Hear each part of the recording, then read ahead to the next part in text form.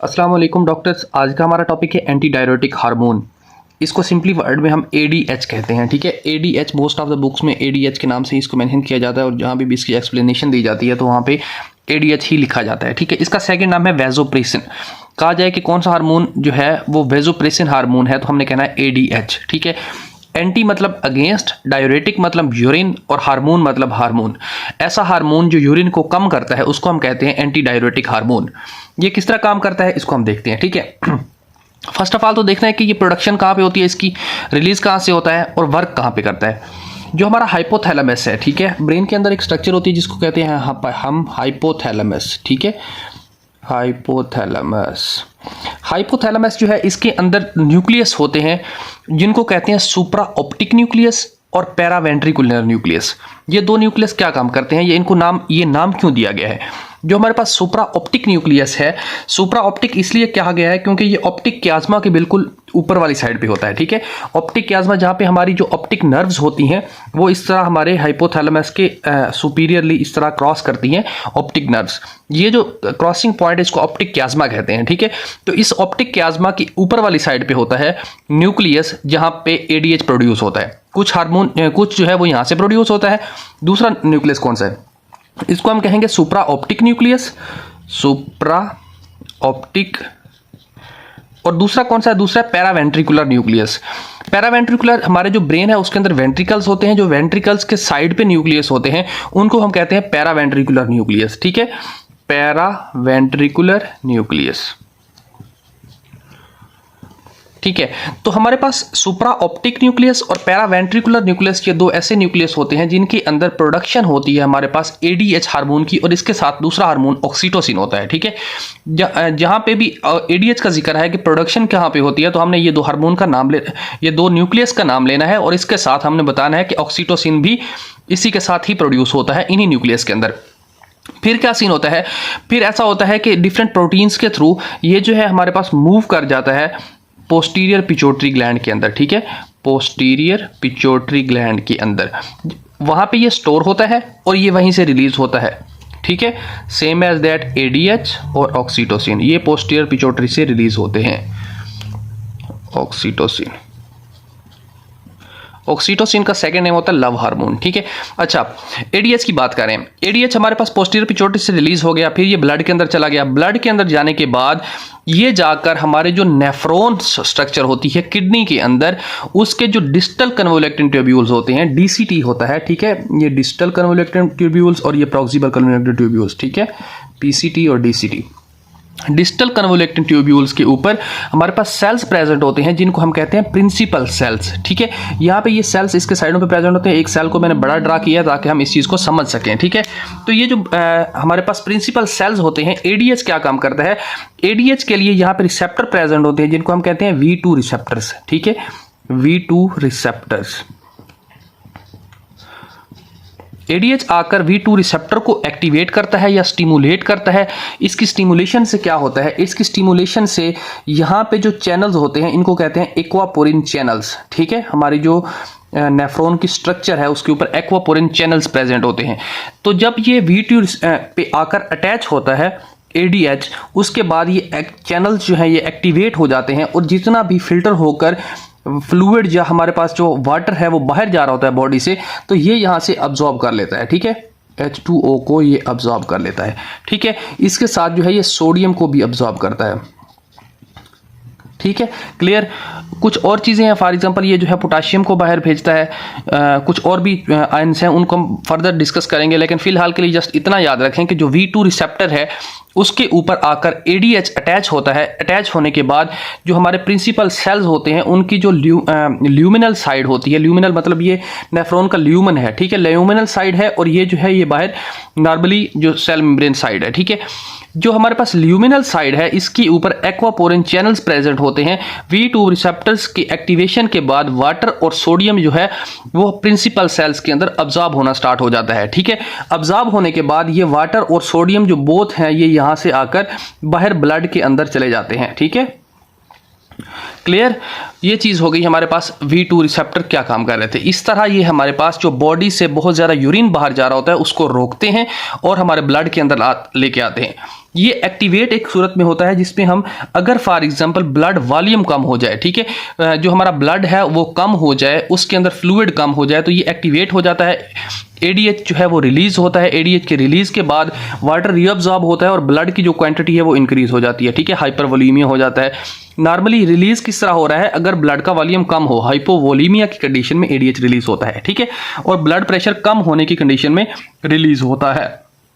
फिर second point, ये क्यों रिलीज होता है, अगर फॉर एग्जांपल प्लाज्मा ऑस्मोलैरिटी, अभी ये ऑस्मोलैरिटी का जो कंसेप्ट है ये देखें, अगर फॉर एग्जांपल कोई चीज डाइल्यूटेड फॉर्म में है ना, डाइल्यूट है, तो उसकी जो ऑस्मोलैरिटी है ना कम होगी, ठीक है। ज्यादा ऑस्मोलैरिटी मतलब फॉर एग्जांपल अगर कोई गाढ़ी चीज है तो हम कहेंगे इसकी हाइपर ऑस्मोलर चीज है। अगर गाढ़ी नहीं है और डाइल्यूटेड फॉर्म में है या पतली चीज है तो हम उसको कहेंगे सिंपली इसकी ऑस्मोलैरिटी कम है, ठीक है। अगर फॉर एग्जांपल ब्लड के अंदर जो है सोडियम लेवल ज्यादा हो जाए, ठीक है, और वाटर लेवल ज्यादा हो जाए, बेसिकली वाटर की यहाँ पे, क्योंकि एडीएच जो है ये मोस्टली वाटर के बारे में बात करता है, ठीक है। तो अगर फॉर एग्जांपल ब्लड के अंदर वाटर लेवल ज्यादा हो जाए तो क्या हमारे पास जो ऑस्मोलैरिटी है ब्लड की वो इंक्रीज होगी या डिक्रीज होगी। तो हमने क्या कहना होता है कि प्लाज्मा ऑस्मोलैरिटी, प्लाज्मा मतलब ब्लड, ठीक है, ब्लड की जो ऑस्मोलैरिटी है ब्लड के वाटर के इंटर होने के बाद उसकी ऑस्मोलैरिटी कम हो जाती है, ठीक है, और यूरिन की जो है वो हाइपर ऑस्मोलर हो जाता है, मतलब यूरिन जो है वो उसके अंदर वाटर की क्वांटिटी कम हो जाती है, ठीक है। ये पॉइंट क्लियर हुआ, होप्स हो कि क्लियर हुआ, अगर क्लियर नहीं हुआ तो कमेंट बॉक्स में पुट कीजिएगा, ठीक है। अच्छा, फिर क्या है नेक्स्ट सीन, एक तो फंक्शन ये हो गया एडीएच का, आकर सिंपली वी2 को एक्टिवेट करता है, वाटर की रिअब्जॉर्प्शन करवाता है, ब्लड के अंदर चला जाता है, ब्लड जो है डाइल्यूटेड फॉर्म में चला जाता है जिससे ब्लड की जो ऑस्मोलैरिटी है वो कम हो जाती है, ठीक है। उसके बाद जो यूरिन की ऑस्मोलैरिटी है वो ज्यादा हो जाएगी क्योंकि वाटर जो है ज्यादा अब्जॉर्ब हो रहा है, यूरिन के अंदर कम जा रहा है, तो हम कहेंगे this is a hyper osmolar urine, ठीक है। फिर दूसरा काम एडीएच का क्या होता है, दूसरा काम एडीएच का ये होता है कि जो हमारी ब्लड वेसल्स होती हैं, ब्लड वेसल के ऊपर रिसेप्टर प्रेजेंट होते हैं जिनको कहते हैं V1 रिसेप्टर्स, ठीक है, क्योंकि यहाँ पे हमने V2 रिसेप्टर की बात की और यहाँ पे हमारे पास क्या होगा V1 रिसेप्टर्स प्रेजेंट होते हैं। V1 रिसेप्टर जो है ये क्या काम करते हैं, V1 रिसेप्टर जो है ये एक्टिवेट जब होते हैं उसके बाद ये ब्लड वेसल को कंस्ट्रिक्ट कर देते हैं, ठीक है। ब्लड वेसल जो है वो नैरो हो जाती है। जब आपको पता है कि कोई भी एक ओपन या वाइड चीज के अंदर से कोई भी फ्लूइड गुजर रहा होता है तो वो नॉर्मली उसका जो प्रेशर होता है वो कम होता है, लेकिन अगर वही जगह तंग हो जाए या सुकड़ जाए तो उसके बाद जो प्रेशर है वो ज्यादा होना शुरू हो जाएगा, ठीक है। इस तरह ये ब्लड प्रेशर को भी मेंटेन करता है, ब्लड प्रेशर को मेंटेन करता है। अगर हम अब तक की देखे गए सारे फंक्शंस की बात करें, ठीक है, तो एडीएच हार्मोन जो है वो 3 काम करवा रहा है। कौन कौन से, एक तो ये ब्लड वॉल्यूम को इंक्रीज कर रहा है, ब्लड के अंदर वाटर को ज्यादा लेके जा रहा है, एक बात। दूसरी, ये हाइपो ऑस्मोलर करवा रहा है, ब्लड की जो ऑस्मोलैरिटी है उसको कम करवा रहा है। तीसरी क्या है, ये ब्लड प्रेशर को इंक्रीज कर रहा है, ठीक है। ये हमारे पास 3 मेन फंक्शन है एडीएच के, ठीक है। इसके अलावा और कोई भी ऐसा फंक्शन नहीं है जो कि एडीएच परफॉर्म कर रहा होगा, ठीक है। अगर फॉर एग्जांपल एडीएच जो है ये बहुत ज़्यादा इंक्रीज हो जाए, जिसके अंदर हमारे पास जो पिट्यूटरी ग्लैंड है उसके अंदर अगर ट्यूमर हो जाए या हाइपोथैलेमस के अंदर ट्यूमर हो जाए तो उसके बाद क्या होगा, उसके बाद जो हमारे पास एडीएच है वो बहुत ज़्यादा रिलीज होगा। इसको हम कहेंगे सिंड्रोम इन एप्रोप्रिएट एंटी डायरेटिक हार्मोन, ठीक है। ये एक अलग से टॉपिक है, इसको हम फर्दर पैथोलॉजी में डिस्कस करेंगे, लेकिन ये इसके साथ रिलेटेड था तो मैं बता रहा हूँ। दूसरी बात, अगर फॉर एग्जांपल एडीएच जो है वो हाइपोथैलेमस से रिलीज ही नहीं हो रहा, ठीक है, ये जो न्यूक्लियस है सुप्रा ऑप्टिक न्यूक्लियस और पैरावेंट्रिकुलर न्यूक्लियस अगर ये डैमेज हो गए हैं, ठीक है, या कोई ट्रॉमा हो गया या इनको ब्लड सप्लाई नहीं प्रॉपर पहुंच रही, उस कंडीशन के अंदर एडीएच जो है वो यहाँ से कम रिलीज होगा। अगर एडीएच यहाँ से कम रिलीज हो रहा है या पिट्यूटरी ग्लैंड से कम रिलीज हो रहा है तो हम इस दोनों कंडीशन को कहेंगे, बेसिकली एडीएच कम रिलीज हो तो हम उसको कहते हैं डायबिटीज इंसिपिडस, ठीक है। डायबिटीज ये same as that diabetes mellitus जैसे था ना, सेम एज दैट वही वर्ड है डायबिटीज, और इसके साथ है इंसिपिडस, ठीक है।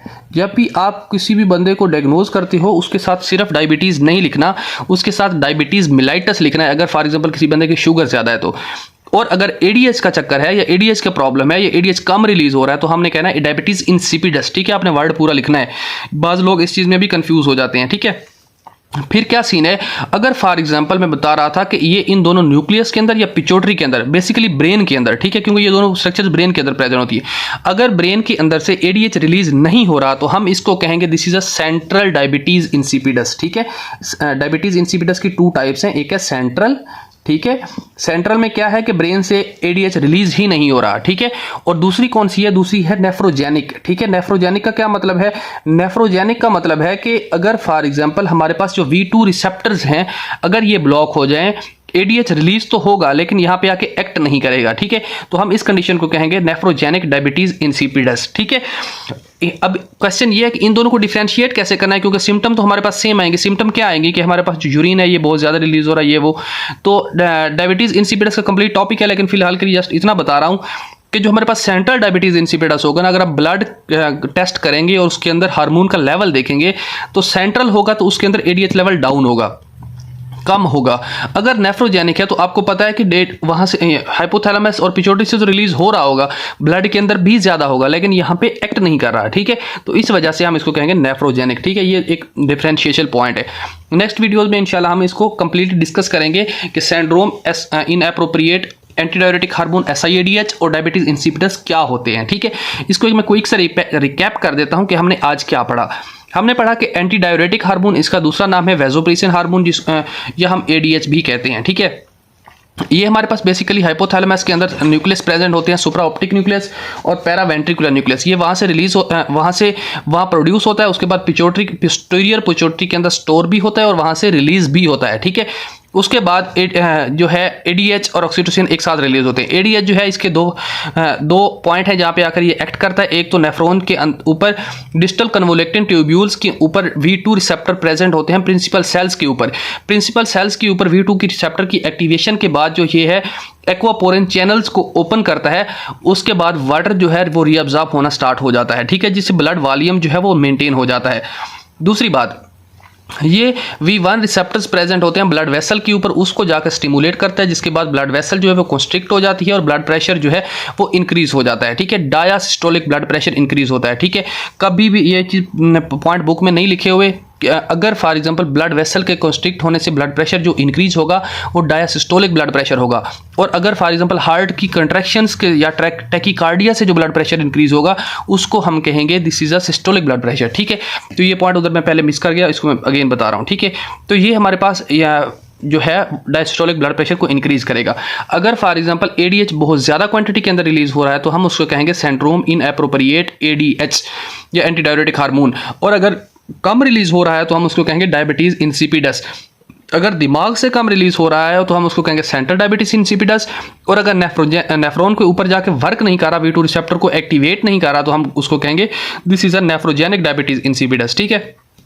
तो ये आज का टॉपिक था। होप्स हो कि सारी चीज़ें आपको समझ आई। अगर कोई पॉइंट क्लियर नहीं हुआ तो आप कमेंट बॉक्स में पुट कर दीजिएगा, इंशाल्लाह मैं एज सूर एज पॉसिबल आपको आंसर करूंगा, ठीक है। तो फिलहाल के लिए दीजिए इजाज़त। थैंक यू डॉक्टर्स, अल्लाह हाफिज़।